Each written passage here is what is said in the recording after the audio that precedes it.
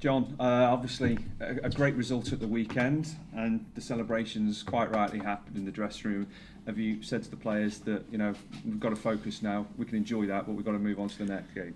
Yeah. I say you enjoy days like that, but we've not been able to follow it up in previous games, and that's what we've got to do now.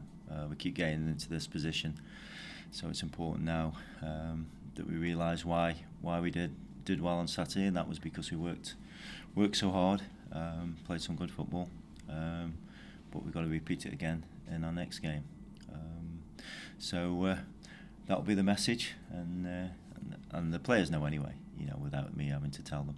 How impressed have you been with the players and their attitudes and what you've seen from them, not just out on the pitch on a Saturday, but also in training? Yeah, we majority of the games I've been really pleased. There's been the odd blip, but no, they've worked really hard, and it shows with the results. Because sometimes we've not played so well, but we still managed to eke out a draw or whatever. So, yeah, we've just got to now keep our heads down.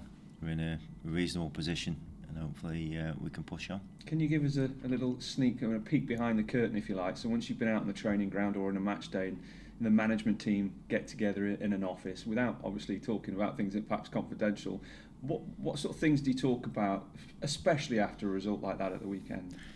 It's just keeping, let's say, after results like that, it's just keeping everybody grounded, really.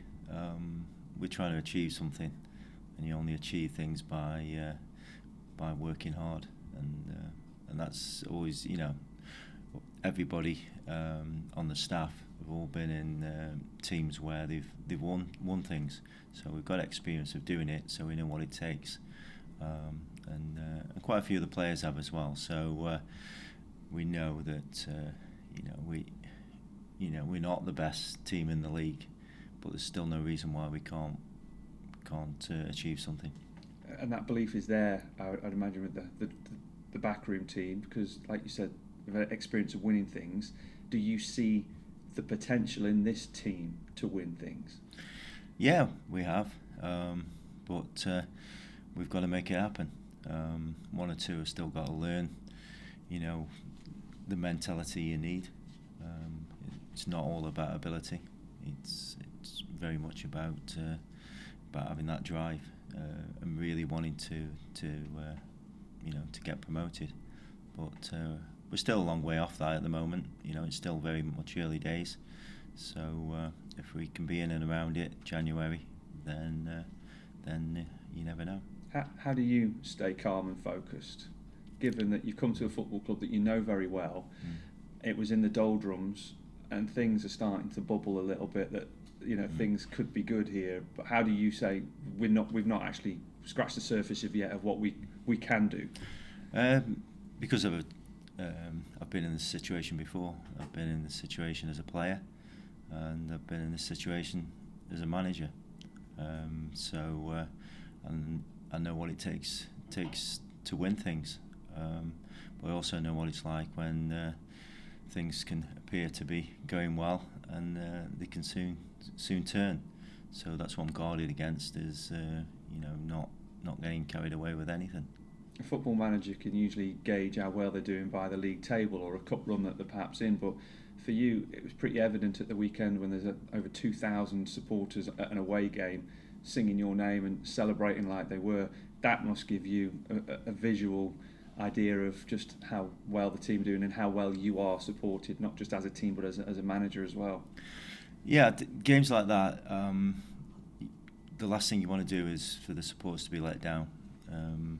We saw that at Macclesfield, and that was hard to take. So, but it's relief more than anything when you get the result. Really pleased for everybody concerned. But for myself, it's more relief that we've got the result and we've put in a good performance, and then you just move on to the next one. So it's never you never really relax. It's constant, and that's how it should be as a player. If you play well on the Saturday, you should take that confidence into the next game. But it's about proving yourself every time you go out. And that's right, isn't it? Because you couldn't have had a better result the weekend going into the FA Cup match against MK Dons, a league above, that result should give your players a lift and a bit of more belief. Yeah, it gives us confidence, and also it gives you a bit of a breather away from the league. You can go into the game more relaxed. We're not expected to win, but we also know that MK Dons have been struggling. They've just had a change of manager, so we don't really know what to expect from them, but we feel as though we've got a good chance. If you can go there and win, you said it gives you a break from the league, but can also roll on into the league, that the momentum, the winning habit. Yeah, and that's what we need to do. We need to get back-to-back wins, and the FA Cup could provide us with that.